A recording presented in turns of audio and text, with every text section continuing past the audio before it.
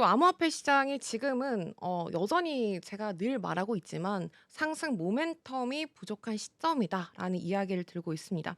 그래도 ETF 자금 같은 경우에는 계속해서 다시 좀 살아나는 추세를 보여주고 있고, 하지만 여전히 이런 중동발 리스크라든지 관세 전쟁에 대한 이슈가 끝나지 않은 상황이기 때문에 시장은 좀 숨을 고르고 있다. 그리고 다음으로 가는 큰 그림을 그리고 있다라고 이야기를 해 보시면 되겠습니다. 자, 오늘 일단 360을 통해서 시장의 전체적인 히트맵을 한번 살펴볼 텐데, 저희가 어제는 좀 트레이딩 뷰를 통해서 봤는데 오늘은 좀 가시적으로 이렇게 눈에 띄는 히트맵을 들고 왔습니다. 오늘 전체적으로 암호화폐 시장 분위기가 좋지 않죠? 네. 밖에 비가 횡보 내리면서. 구간에도 계속 머물고 있는 상황으로 그쵸. 보여집니다.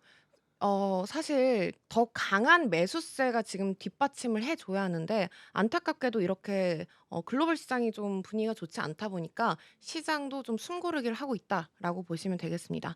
자, 비트코인 같은 경우에는 여전히 104,000달러 부근을 머물고 있고 0.38% 소폭 하락하는 움직임을 보이고 있고요. 이더리움도 마찬가지로, 이더리움의 원래 별명이 "잠들어 있는 거인이다."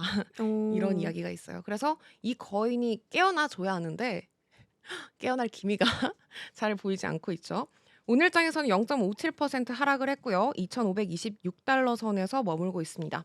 자, XRP 같은 경우에는 정말 중요한 매물대에 걸려 있는 구간인데, 다른 알트코인들도 마찬가지지만 지금 XRP가 가격적으로 꽤 오랜 기간 동안 수렴을 하고 있는 구간이기 때문에 여기에서 방향성을 위로 올리려면 더 강력한 매수세가 뒷받침해 줘야 한다. 그리고 에이다 같은 경우에도 사실 올해 낙폭이 정말 깊었었기 때문에, 하지만 오를 땐 또 확실하게 올라와 주는 코인이죠. 에이다도 오늘 1%대 약세. 그래도 오늘 상위단에서는 트론이 오늘 0.55% 상승률을 보여주고 있습니다. 자, 오늘 공포 탐욕 지수를 살펴보시면 어제와 같은 점수를 유지를 해 주고 있네요. 여전히 투자자들은 좀 시장을 관망하는 움직임을 보이고 있고, 48점으로 50점에서 조금씩 깎이고 있는 모습을 그려내고 있습니다.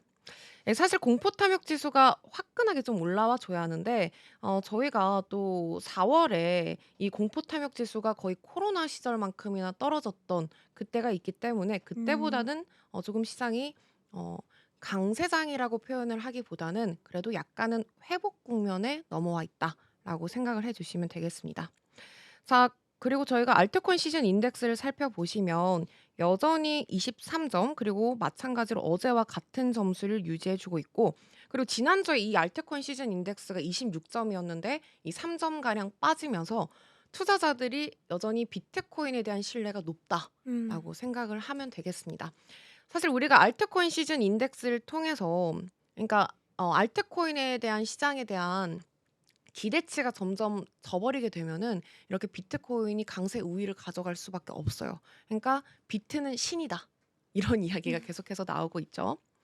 저희가 또 차트를, 비트코인 차트를 간단히 한번 짚어 드릴 텐데, 사실 어제와 똑같은 구간에 있기 때문에 또 별다른 이야기는 없는, 또 마찬가지로 횡보장을 유지해 주고 있습니다. 여전히 볼린저 밴드 안쪽에서 움직이고 있고요. 그래도 오늘 장에서는 약간의 양봉을 그려내면서 보합권 움직임을 그려내고 있다. 하지만 그래도 상단과 하단과 볼린저 밴드 상단과 하단으로 가는, 그리고 또다시 이렇게 상단으로 갈 수 있는 그런 횡보장을 유지해 주고 있다. 그리고 4 시간 봉으로 저희가 한번 또 살펴보시면 여전히 박스권 장세를 유지를 해 주고 있습니다. 근데 눈에 띄는 자리가 있는데, 사실 우리가 이렇게 좀 가격적으로 수렴하는 구간이 있겠죠. 근데 어제 제가 거래량에 대한 이야기를 해 드렸는데, 이 오더북상에서 굉장히 지금 중요한 매물대에 걸려 있는 순간입니다.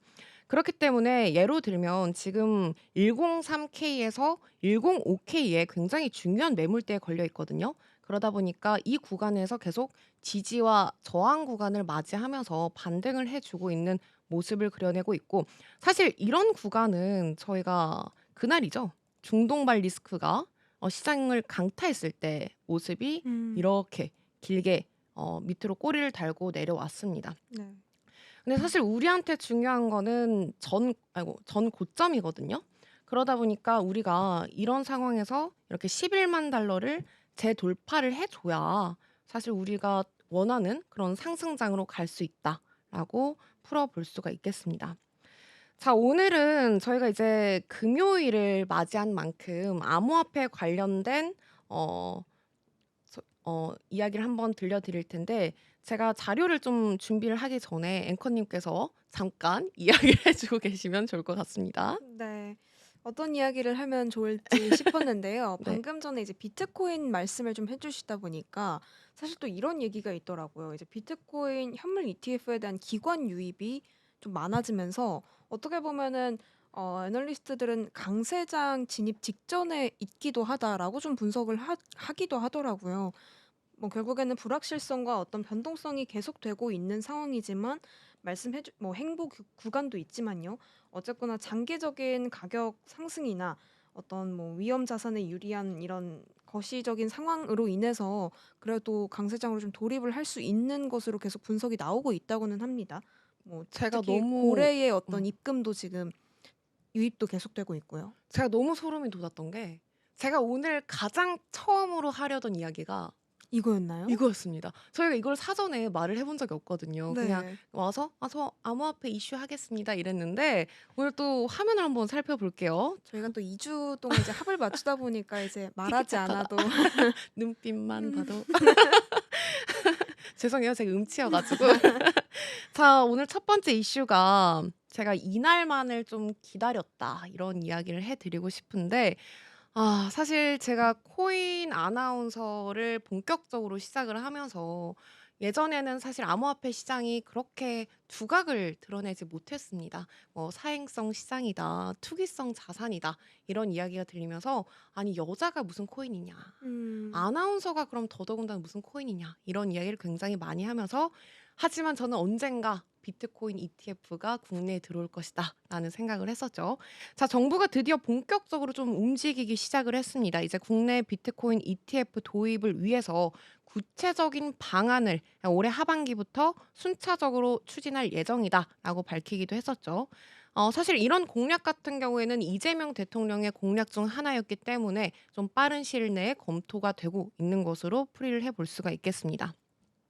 자, 이제 금융위원회 같은 경우에는 비트코인을 포함한 가상자산의 현물 ETF를 국내에 도입하기 위한 구체적인 계획을 수립했다라는 거고, 상품을 도입하는 수준이 아니라 ETF 설정과 수탁, 인프라, 그리고 투자자 보호를 위한 장치까지 만들어질 예정입니다. 어, 지금 대통령의 대선 공약 중에 하나였기 때문에 그 이행을 위한 첫 공식 발표가 아닌가 싶은데, 그리고 두 번째 같은 경우에는 요새 굉장히 많은 말들이 나오고 있는 스테이블 코인이죠. 스테이블 코인에 대한 제도화인데, 원화 스테이블 코인에 대한 이야기가 굉장히 많이 나오고 있고, 또 그에 따라서 또 국내 수혜주도 나오고 있는 상황입니다. 이 정부가 스테이블 코인에 대한 규제와 규율 체계를 정비하겠다는 건데, 어떻게 보면은 좀 이렇게 풀이를 해볼 수가 있겠죠. 음, 이제 비트코인이나 암호화폐 시장을 보다 보면은 개인적인 포모 현상이 온다고 해요. 그게 무슨 의미죠? 예로 들면 제가 승혜 앵커님이랑 이렇게 방송을 하고 있는데, 제가 비트코인을 혼자 샀습니다.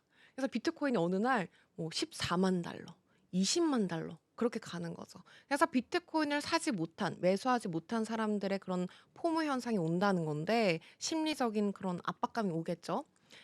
근데 이제 더 나아가서 개인적인 포모뿐만이 아니라 기관들 사이에서도 음. 포모 현상이 오고, 이제 더 나아가서는 국가들 간에서도 그런 현상이 온다고 하니까, 지금 미국이 달러 스테이블 코인에 대한 시장을 굉장히 넓혀가고 있잖아요. 네네. 그러다 보니까 한국도 지금 발등에 불이 떨어진 거고, 왜냐면 인덱스 자체가 달러 인덱스라든지 아니면 환율 자체가 이 상대방의 값어치에 따라서 달라지는 거기 때문에, 여기에서 스테이블 코인이 계속해서 달러가 강세가 유입이 되게 된다면 사실상 다른 나라들 대상으로도 포모 현상이 올 수밖에 없겠죠.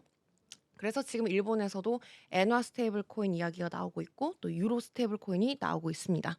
자, 일단 이번 입법에서는 원화 스테이블 코인에 대한 기준, 그리고 도입이 핵심으로 포함이 되고 있는데, 입법 속도를 굉장히 높이고 있는 상황입니다. 음. 이 사실상 국가 단위에서 이렇게 발행 조건이라든지 뭐 운영 기준이 명확해지는 첫 단계로 보이고 있고, 마지막 세 번째가 제가 굉장히 반갑게 들리는 바로 거래소의 수수료 인하입니다. 어. 이건 너무 투자자분들이 굉장히 좋아하실 좋아하실 만한 만한 얘기죠. 그쵸. 예 국내 가상자산 거래소의 그런 지금 수수료 체계가 지나치게 높다라는 지적이 계속되고 있는데 그래서 정부는 지금 "거래소의 수수료 실태 조사도 검토 중이다."라고 전해졌습니다. 자 이렇게 정부는 올해 하반기부터 ETF 도입이라든지 아니면 스테이블 코인을 제도화 그리고 거래소 수수료 인하까지 가상자산 산업을 제도권 안으로 편입시키려는 움직임을 보이고 있습니다. 일단 저희가 코인 과세 이야기는 이 세금에 대한 이야기는 일단락되면서 유예가 됐죠, 올해 상반기에.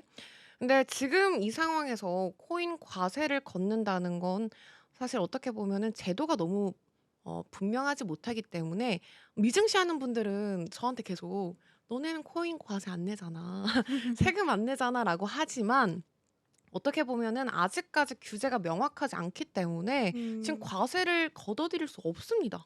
예를 들어서 올해 제가 뭐 2 0 0 0만 원을 벌었어요. 그래서 "2 0 0 0만 원에 대한 세금을 붙일게."라고 했는데 "아니 저 작년에 4 0 0 0만 원 잃었는데요." 이렇게 할 수 있는 거거든요. 그래서 음. 지금 그 규제가 명확해지지 않기 때문에 이런 코인 과세가 좀 유예됐다라고 보시면 되겠는데 그래도 지금 이렇게 제도권 안으로 들어오고 규제가 생기게 된다면 점차 이 가상자산 투자자들도 이 나라들도 규제 안으로 명확하게 들어올 수 있겠다라는 거겠죠. 자 저희가 두 번째 이슈를 한번 살펴볼 텐데 지금 이란과 이스라엘의 전쟁으로 인해서 해킹까지 일어났습니다. 어.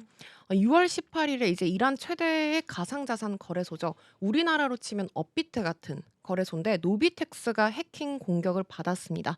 이 1,000만 명이 넘는 고객을 보유한 이란 내에서 가장 영향력 있는 암호화폐 플랫폼인데 이번 해킹으로 뭐 비트코인, 이더리움, 리플, 뭐 솔라나 같은 다양한 자산이 유출이 됐고 피해 규모만 하더라도 1,200억 원이 넘었습니다.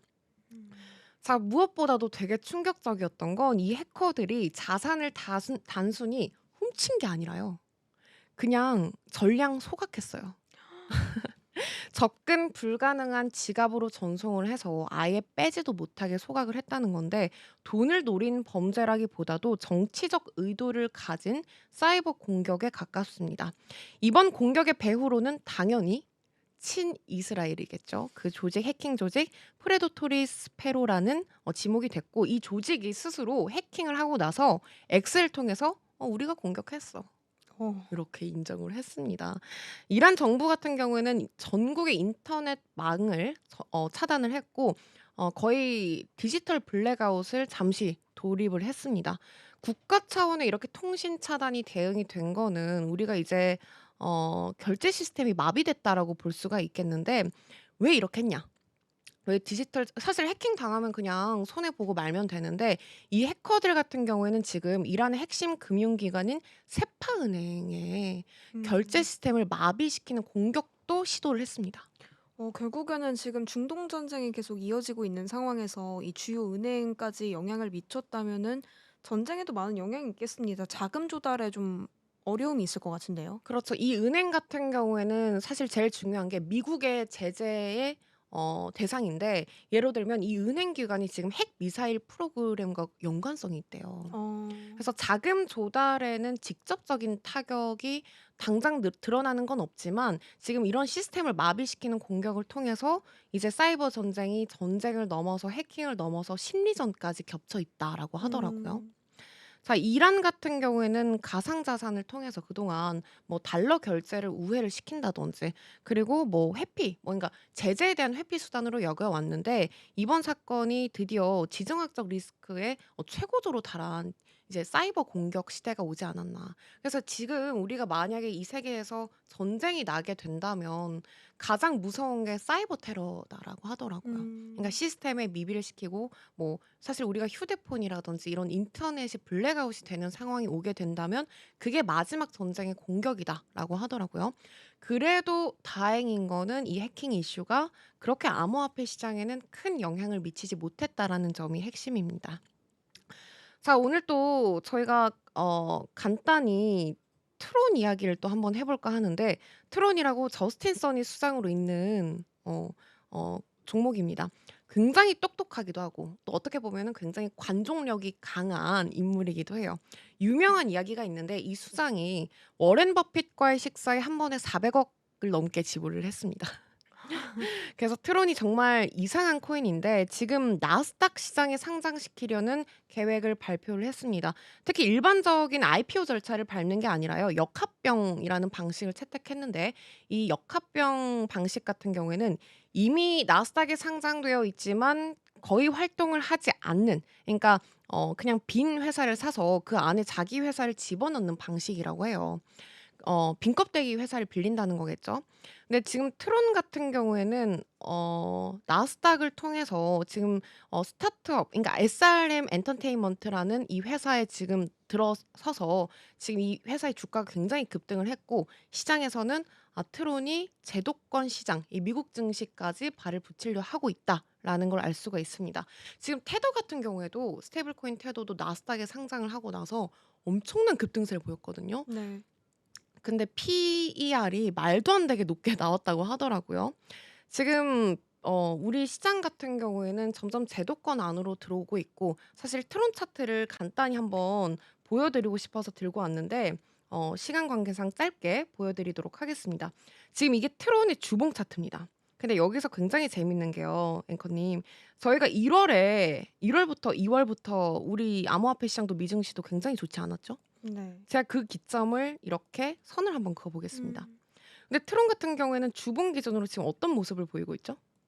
굉장히 엄청난 급등세를 보이기도 네네. 했습니다. 그러니까 혼자만 올랐다는 거죠.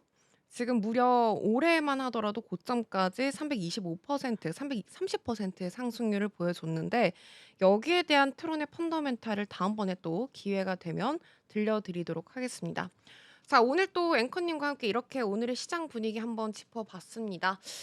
저희 주말 사이에 국내 증시와 미증시는 또 한 템포 쉬어가지만 우리 암호화폐 시장은 쉬어가지 않죠. 우리 투자자분들 모두 다 성공 투자 기원하겠습니다. 자, 지금까지 코인 랩소디의 진행의 장아주. 이승이었습니다. 안녕!